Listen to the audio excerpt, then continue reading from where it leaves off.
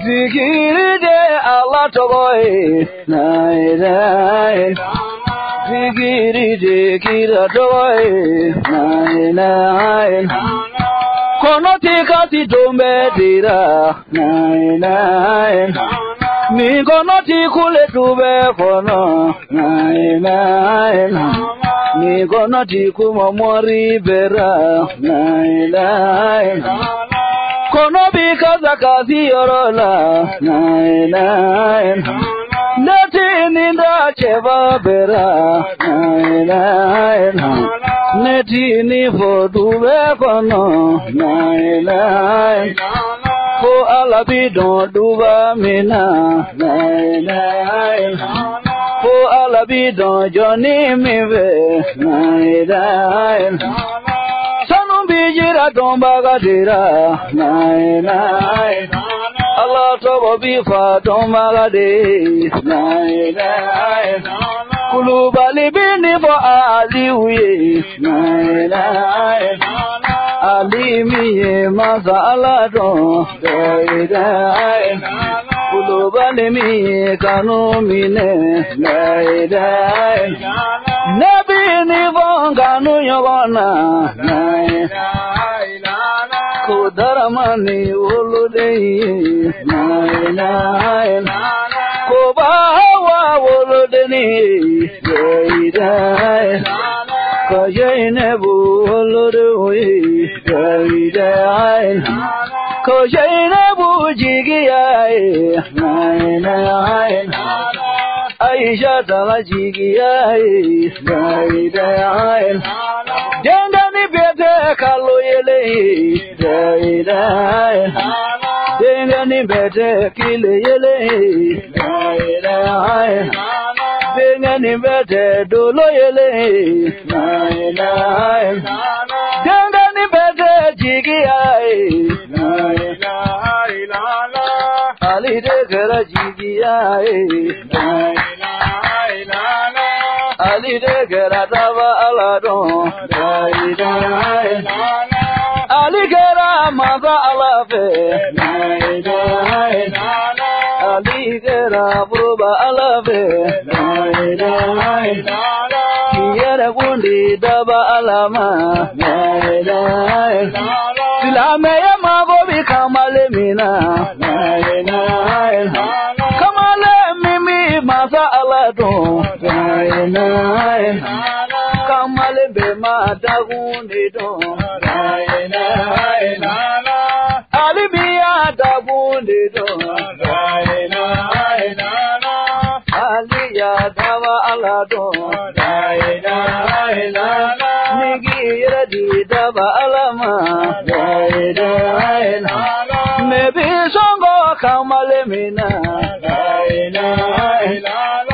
Neyo fo badarayana nae Doila gauga che boy nae Bele boga wakamale nae Bamayare funangeni nae Bamayare fileyele nae Bamayare fshege yiri nae Aligera kume bali nae Dengani bete nangamade nae Nangamana na chogotewa nae Kabulagani badarabu nae Neyo fo badarayana nae Koga usu kulubaligu nae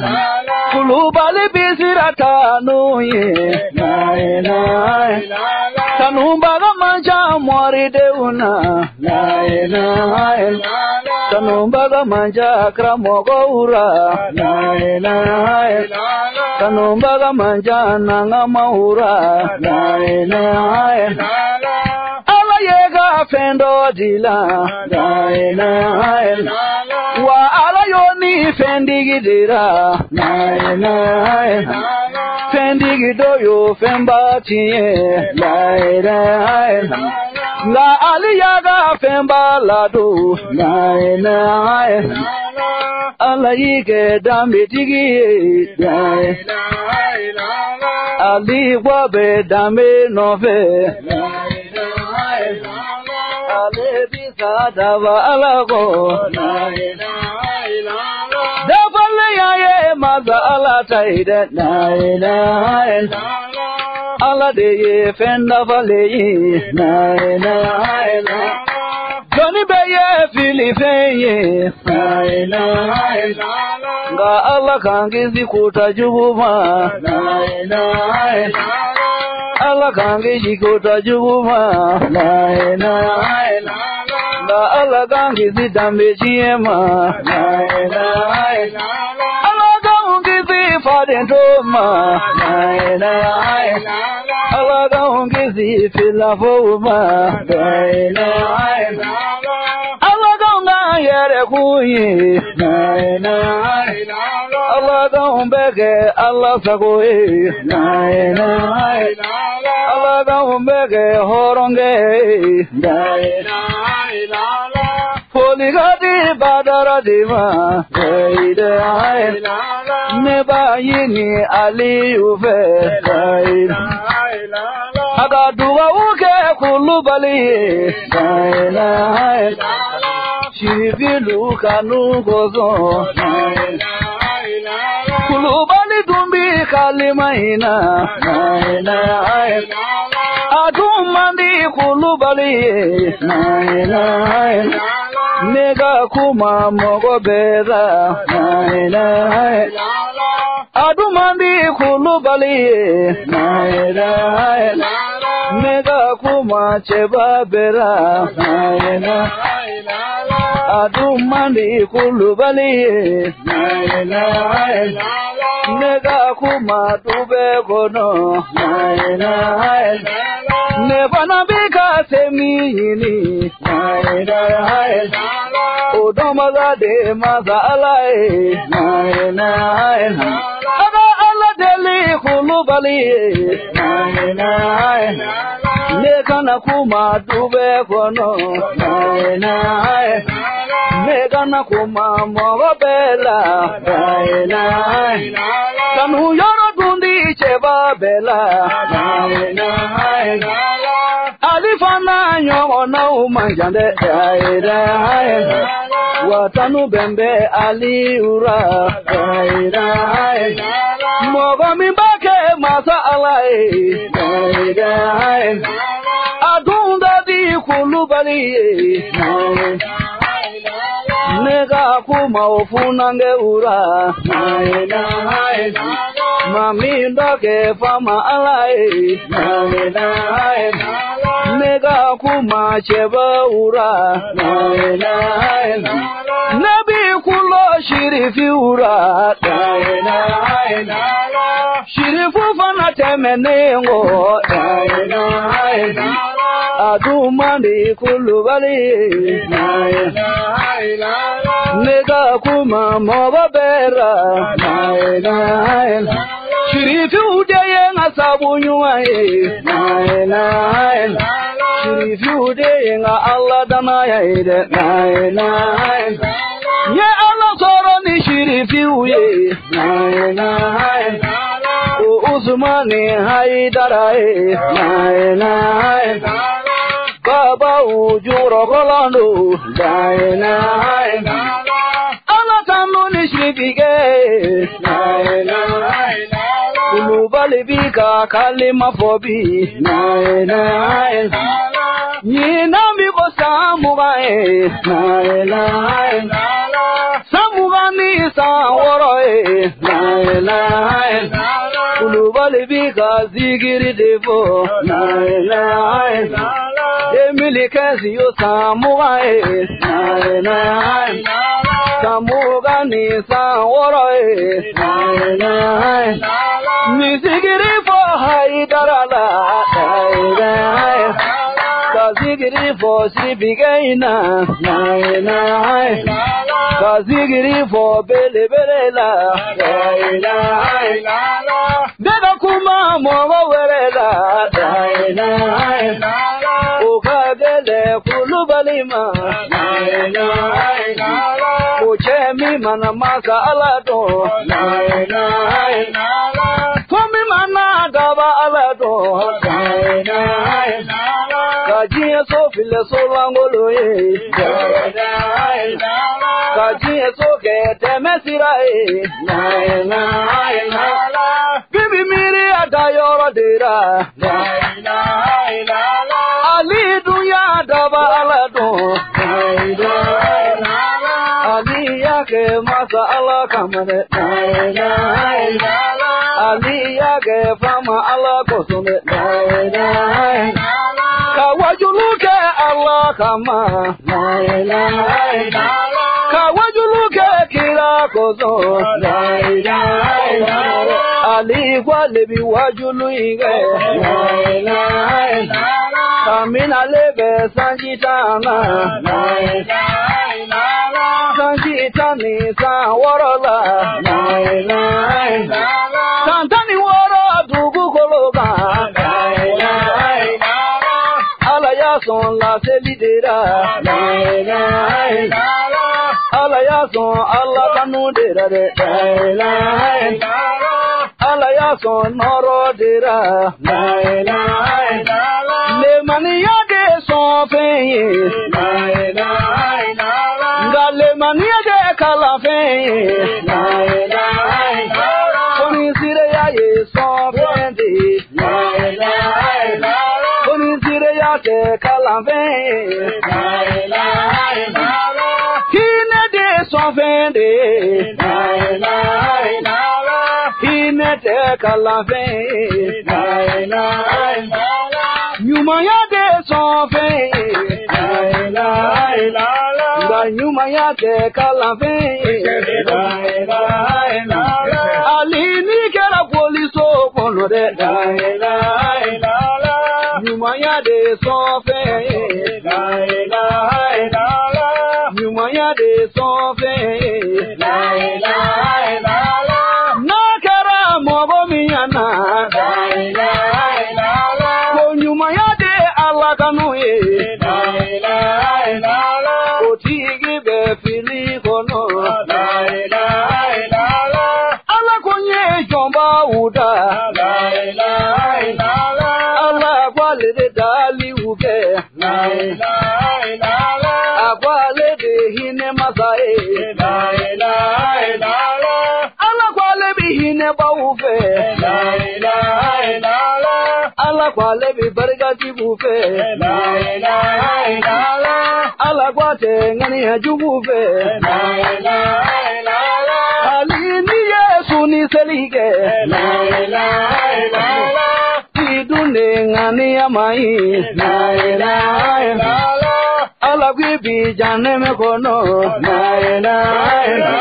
Alamana Suni Selila, Alamana Suni Selidere, Alamana Jagaboura, Wa Alamana Hijidera, Alakiki Jonyo Udo, Alakika Letava Aladone, Muyenda Alila, Alaya Kanuni Norode, Ni Alayi Kanu Norode, Abibilo Kewaledera, Abibilo Chesiridera, Abibila Mayariula, Sabi so jarabiura Gamimi for Badarayana Kana wajuluge kamogota Mimi bejama kulude made Nima nyako wajulude go Ala jeli hikimoura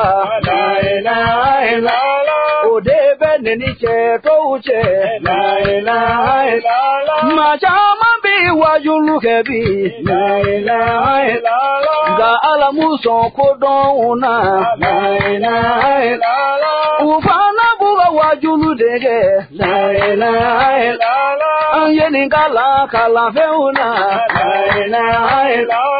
Anyeningala sebe feuna Ufoni ne daliluye Kunimba minu ye kitabubo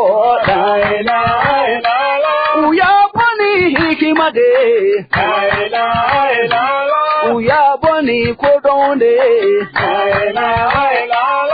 Gape bete Allah towae Gape bete kirakae Alaganso aladona Alaganso kiradona Taminga keleni bela Ofana de Ngania ni dusubuwa Odefa nabi mogo chamaje Afana bi machama gono Kimani sigi wajuludera Kifana gafo tabali kuna Talibali deye kafiri de Ofana beti wajulude Taliba uchama kafiri de Machama bi wajuluke bi Alabambo tila moura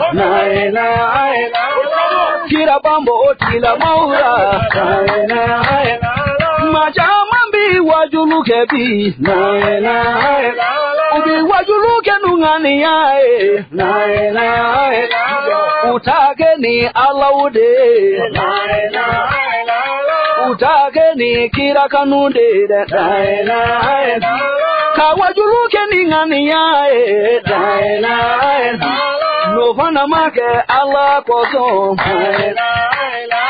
Allah kwale bingani yaudo Iga wajulubi tejane mema Machama bi wajuluke bi Mindeka di mogo ye Kolubo fo yoro dera Ufana mana kuleka ume Ufida kuleka me Ufana ti joyoro dondu Ufana ti tafa dondu Kubi kuleka majibae Ni kufiye kuleka nge Figi seme masala dera de Figi seme mogo bau dera de Kawajuluke ni lemani ae Igi proche kulega ungo Kikuloche kulega ungo Chamambi kule ala togora Ala bambo dila maura Kulega kemela da kilede Oye sira bimawa uye Jombe ni dagantewa Jombe ni nagantewa Jombe ni dagantewa Ana yafo ferauna Ferauna kama kalado Aye kira uchi ferauna ma Aye Musa chi Firauna ma la ilaha illallah. O Musa gafo Firauna la ilaha illallah. Agahine jomba ura la ilaha illallah. Firauna ye joni de la ilaha illallah. Firauna te masala de la ilaha illallah. O Musa gafo Firauna la ilaha illallah. Gamba gawre be Firauna ra la ilaha illallah. O yale yere masala de la ilaha illallah. O fana yale masala de la ilaha illallah. Firauna gwa jomba uma la ilaha illallah. Gamba gawre te Adama deuna la ilaha illallah. Bona gerale Firauna la ilaha illallah. Musa maze Firauna na la ilaha illallah. Musa maze Firauna na la ilaha illallah. Musa yafo masala la ilaha illallah. Iye ninge mune koson la ilaha illallah. Allah ko Musa ma la ilaha illallah. Firauna duye masake la ilaha illallah. Abihina gamara deuna la ilaha illallah. Firauna ya wolo baindo la ilaha illallah. Ale dubo tila mauko la ilaha illallah. O maneda masa alala la ilaha illallah. Muyene so fardu mazae la ilaha illallah. Muyene so waidu mazae la ilaha illallah. Kafiri do timina mogo baufe la ilaha illallah. Neomine haidarada la ilaha illallah. Ala jondo kumitubu koloka la ilaha illallah. Yahudiya tarate ala joima la ilaha illallah. Akwale bina jatigiya minere la ilaha illallah. Okala dom Allah kama la ilaha illallah. Ala joinya jira tamadeina la ilaha illallah. Agwaniti Allah bato la ilaha illallah. Aletina dumini dima la ilaha illallah. Aletina shioro dima la ilaha illallah. Tamadein temenona la ilaha illallah. Ubo ala ye waidu jigi la ilaha illallah. Ayo jigi ala joinga la ilaha illallah. Akwibana tamademina la ilaha illallah. Bigwafe Allah tife la ilaha illallah. Bigwafe Allah tife la ilaha illallah. Ala konga piyana de la ilaha illallah. Ale alamiye tamadeinda la ilaha illallah. Abana le masa alala la ilaha illallah. Ale yala balo koson la ilaha illallah. Ale bika balo oka la ilaha illallah. Akwibana tamademina la ilaha illallah. Niga danfe nguye tamadeinye la ilaha illallah. Iba la done Allah kama la ilaha illallah. Minumbi wajulu kebi la ilaha illallah. Uyine nani adisaingo la ilaha illallah. Abebaka yere buyi la ilaha illallah. Benye bika soro sira dera la ilaha illallah. Uboponi Allah toye la ilaha illallah. Ode sira kramogo uye la ilaha illallah. Ode sira moriba uye la ilaha illallah. Ode sira toni ba uye la ilaha illallah. Ne yo fo kramogo doye la ilaha illallah. Kone kalandi mado origine konore la ilaha illallah. Moriati mado origine konore la ilaha illallah. La turuti mado jane mena la ilaha illallah. Mi mori miye maza ala yini la ilaha illallah. Ala bi doga origine konore la ilaha illallah. Mi soma miye maza ala yini la ilaha illallah. Ala bi doga origine konore la ilaha illallah. Mami mbaga la turukuna la ilaha illallah. Mi tira na idaba ala nye la ilaha illallah. Ala bi doga origine kono la ilaha illallah. Mami sigi mi kurana kuna la ilaha illallah ni masira masala ye la ilaha illallah alabi do jane me kono la ilaha illallah fawailu jane me kono la ilaha illallah alagande alajoye la ilaha illallah alaga para alajonga la ilaha illallah Manyuma domba e maza alade na ela ela alaga unganu ni manyuma uye na ela ela alagoge badara kozo na ela ela kunangedi miye maza alayini na ela ela kunangedi miyato maza alade na ela ela wali yuga kunangeni do na ela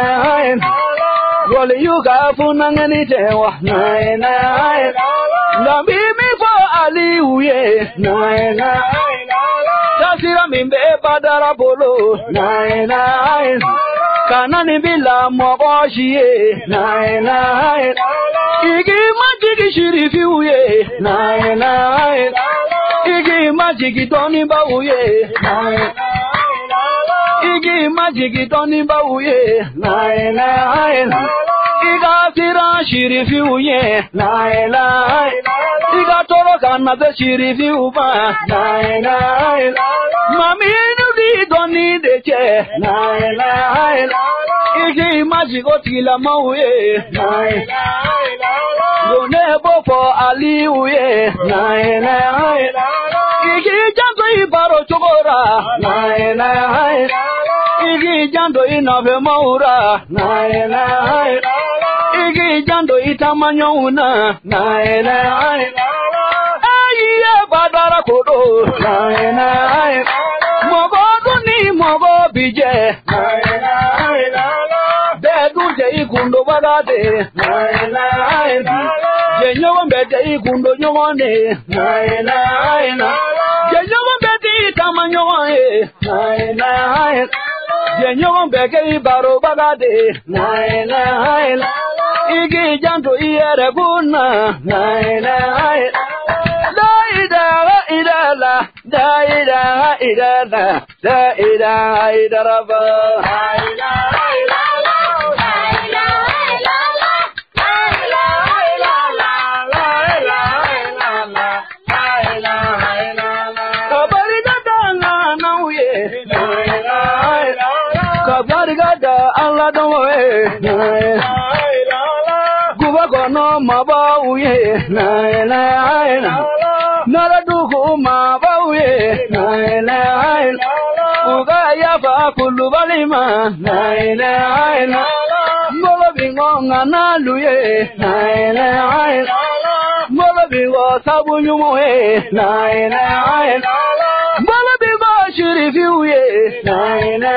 la La ilaha illallah, la ilaha illallah, la ilaha illallah, la ilaha illallah, la ilaha illallah, la ilaha illallah. Amba bilani bila yarala, la ilaha illallah. Nindo bilani bila yaradira, la ilaha illallah. Kanzeme mazala dira, la ilaha illallah. Allah kage Allah ukozo la ilaha illallah Allah kage tobo ukozo la ilaha illallah Allah daunde meni sutura uye la ilaha illallah neba yini mazala be la ilaha illallah bundo mimbani Allah kiraje la ilaha illallah Allah igago bundo kozo la ilaha illallah iga umbo jugu bolo la ilaha illallah Iga ubaga ni lemani ade la ilaha illallah lemani maza e maza alai la ilaha illallah amba yini maza alabe la ilaha illallah ala iga ke jombo ukozo la ilaha illallah ala bi same joni mi ma la ilaha illallah ala iga ko kanu gozo la ilaha illallah ala iga de mehere chamande la ilaha illallah La ilaha illallah, la ilaha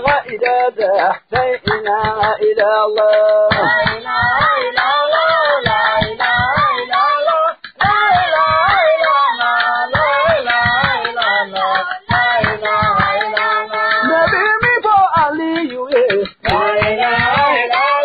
Ali gaga chagane kozo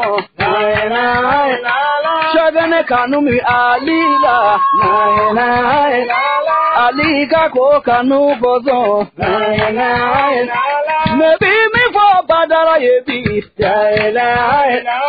badare daga haidara kozo bani kanumi Ali la Ali gago kanu kozo Ali gaga kuye kozo Ali gaga Aliyu kozo badara saja kozo kira ya bosa bauye ni Ali ga bamuru kunde ni dine kunda jose soro Aliyo Ali kanu Ali ga kuba bamuru koso Njombe ni bamuru miye Iga ke o kanu koso Ali ga ke shagana koso Ali ga ke kanga shego koso Oludi yana kutubuye Barado Ali bolo Kadoni nodi Ali yuma Demi bedi Ali yuma Ali kera funange miye Tiga for Ali uye Ali kwaye kurane do Kwale ye kurane kanu Aye chakiri tani kurane de Kiyere di masa alamina Gundo mimbani masa alate Odoma de masa alae Onale yere Ali Gaiba mimbo Ali uye Kakoba di badara de ma Katogo di badara de ma Doni mita Allah kama Doni mita kira kozo Akadi kulubaliye Kofara langale uga Kofara ko bahawaga Bahawa togo uga Meya me bamana zanana Muso beti nangama olo Ko beti nani tare tare Tare tare bidoni ko bade Tare tare bidoni doni bade Tare tare bidoni doni bade Koni yame kalo yele bile Kalo yele ndeye kewale uye Ni yame kile yele do Kile yele ndeye koba uye Dubu mana jedomina Baby sigiga kile kono Kile deye nafa feye Ali kera dama kile Neba feka nafa de don Kalo nana ni nafa de Ko Ali kera kalo yele ye Nedu ma feka nafa de don Ali manage sraba kolon ye Kulubali teme todo Nebana be sraba kolon jimi Ali manage chigi yiri ye Niya me chigi yiri to Joni be chigi yiri to Ayo fane kulubali ye Niya me chigi yiri wa Chiriba mimbe siradala Mimogo ube sumanyini Ode yego chigiri la ilaha illallah amana ko dugu kono la ilaha illallah ko badara ye chigiri la ilaha illallah nabi fega badara de do la ilaha illallah na soro chigiri do la ilaha illallah mani fogo dan fe ye ba la ilaha illallah ne mani fo mori de ba la ilaha illallah halina be bani mi go la ilaha illallah mi nyogo ma fo haidara la ilaha illallah ne ya fo lo badara de ra la ilaha illallah amandi kulubali la ilaha illallah badara fanna ko fe la ilaha illallah shirifiga bani ko fe la ilaha illallah alaga no ya kulubali ma la ilaha illallah nega ni fo dambe were la ilaha illallah ne fana ko kanu dugu goloka la ilaha illallah ne to kanu dugu goloka la ilaha illallah kulubali dunde nyamagala de la ilaha illallah kulubali fanna defune de la ilaha illallah la ilaha illallah la ilaha illallah la ilaha illallah la ilaha illallah la ilaha illallah la ilaha illallah la ilaha illallah la ilaha illallah la ilaha illallah yenoro do ye dugene ina la ilaha illallah yenoro do ye ni dugene nabi la ilaha illallah atunga di kulubali la ilaha illallah kulubali gashini dugene nabi la ilaha illallah galani tamade ukosone la ilaha illallah afana na wati were konore la ilaha illallah ala jona mi baro labi la ilaha illallah kulodi bunambe baro labi la ilaha illallah chebo nambe gundo labi la ilaha illallah ala ye ka badara mi so la ilaha illallah ala ya son sabu mi ye la ilaha illallah ala ya son gundo mi ye la ilaha illallah ala ya son noro mi ye la ilaha illallah o noro yanga medugene nabi la ilaha illallah bisho inga dini shuto uye la ilaha illallah bido inga dini dondo uye la ilaha illallah bido inga dini dondo uye la ilaha illallah bishuka dini shuto uye la ilaha illallah femi medugene nabi la ilaha illallah femi medugene nabi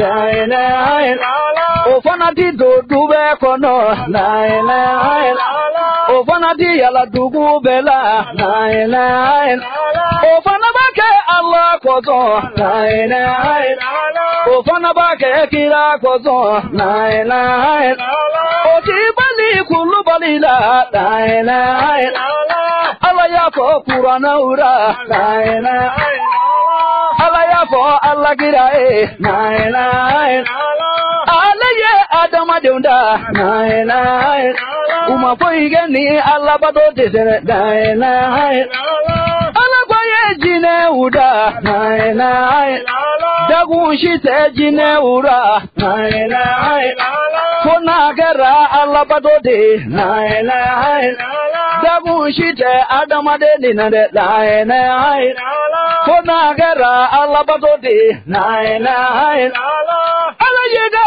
ali uso la ilaha illallah ayiso bo femba mina la ilaha illallah ala toki nyowo na ube la ilaha illallah majama bi kali wakebi la ilaha illallah ko ala guso guno ura la ilaha illallah ala yani ali ura la ilaha illallah ko sawabuka wolo bae la ilaha illallah bawaye kazigami la ilaha illallah bawaye damagazi minge la ilaha illallah bawaye magari minge la ilaha illallah bawaye yoli yoli minge la ilaha illallah ala yega la yiru deta la ilaha illallah agwa ba so dengele de la ilaha illallah Abodaga Khalifa Umar, la ilaha illallah. Ali Dira Khalifa Umar, la ilaha illallah. Badarabi Khalifa Ubulu,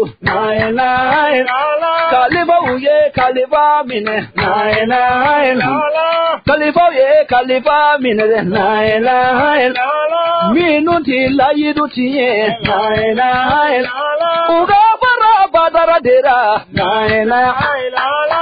Chama mafo Ali Kai, la ilaha illallah. Olushite Ali Koyedo, la ilaha illallah. Machama mafo Kalo Yeledo, la ilaha illallah. Olishute Ali Yedo, la ilaha illallah. Chama mafo Woloba Ingaile, la ilaha illallah. Olishute Gundo Indo, la ilaha illallah. Nagabi Femindeke, la ilaha illallah. Abina no sababu ye, la ilaha illallah. Kasababu tigi alifo, la ilaha illallah. Khalifa tigi badarafo, la ilaha illallah. Aya fo morde uye, la ilaha illallah. Uga para funangaina, la ilaha illallah. Funangani bete kelebende, la ilaha illallah. Aya fo somajuye, la ilaha illallah. Uga para badara dera, la ilaha illallah. Funangani bete chiebe, la ilaha illallah. Aya fo kanujuye, la ilaha illallah. Uga para badara dera, la ilaha illallah. Numa para Ali ura, la ilaha illallah. Numa para badara ina, la ilaha illallah. Khalifa ubito solangoloya, la ilaha illallah. Oti kurabo dugu goloka, la ilaha illallah. Oti kurabo dugu goloka, la ilaha illallah. La ilaha illallah, la ilaha illallah, la ilaha illallah, la ilaha illallah, la ilaha illallah, la ilaha illallah, la ilaha illallah, la ilaha illallah, la ilaha illallah. Kuma nabi, la ilaha illallah. Kuma mimano kulu balima, la ilaha illallah. Uyembila kuma nabi, la ilaha illallah. Kuma mimano kulu balima, la ilaha illallah. Me bolo bengo Khalifa uye, la ilaha illallah. Bolo bingo ala joye, la ilaha illallah. Ugaya fa kulu balima, la ilaha illallah. Dombete barodoye, la ilaha illallah. Dombete kumadoye, la ilaha illallah. Dombete kumadoye, la ilaha illallah. Sanina gasi guru bila, la ilaha illallah. Bolo bingo chogorobaye, la ilaha illallah. Bolo bingo chogorobaye, la ilaha illallah. Kulungolo bambawe, la ilaha illallah.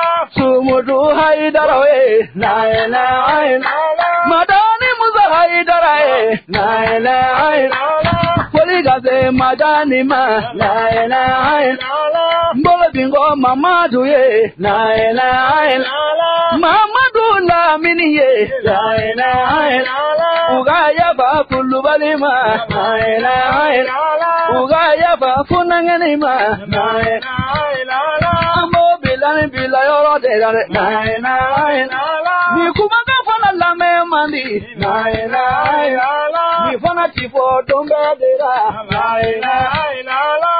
La ilaha illallah, la ilaha illallah, la ilaha illallah. La ilaha illallah, la ilaha illallah, la ilaha illallah, la ilaha illallah, la ilaha illallah. Namo Dabila, Namo Badara Alukeleto, Kojuba. Namo Dabila, Namo Badara Alukeleto, Kojuba.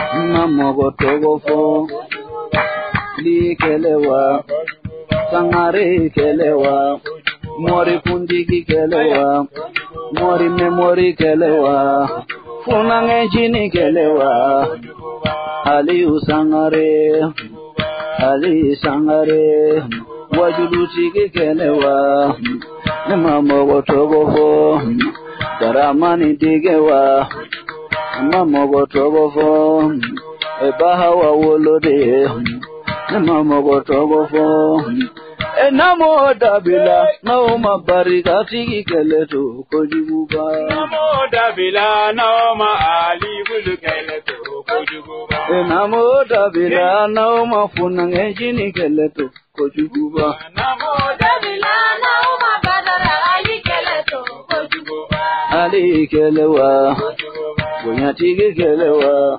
Allah dombaga kelewa Kira dombaga kelewa Bunya tigi kelewa Sambali tigi kelewa Namo gotogofo Namo gotogofo Purana tigi kelewa Kolosi tigi kelewa Funange jini kelewa Taja kelewa Taja kelewa Ali urutigi Namo gotogofo Ali ukelewa Barika tigi kelewa Dalilo tigi kelewa Namo dabila Naoma badara alu keleto kojuba Namo dabila naoma badara ali keleto kojuguba Namo dabila Naoma badara ali keleto kojuba Namo dabila naoma badara ali keleto kojuguba Sisa nguni wati sira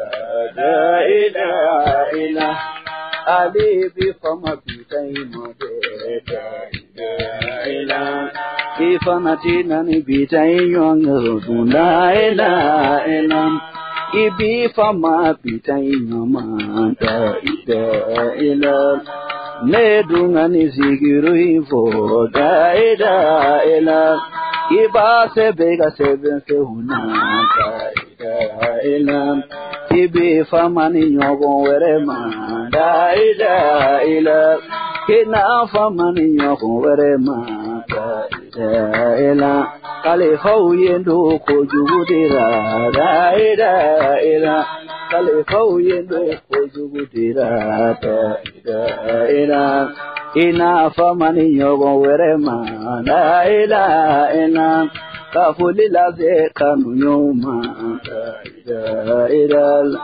Ogire kanu baufu da ila Zikiri lame baufu da ila Kabari gada masa alaye Dongri dalau kaca duku koloka da ila Zigiri fana daba mancha da ila Dongri dalau kaca duku koloka da ila Zigiri daba fana mancha da ila Nebo defo badara hibi da ila Nebo bila ni bila yorola na ila Fembe na joyoro tidu da ila la da ide da ila la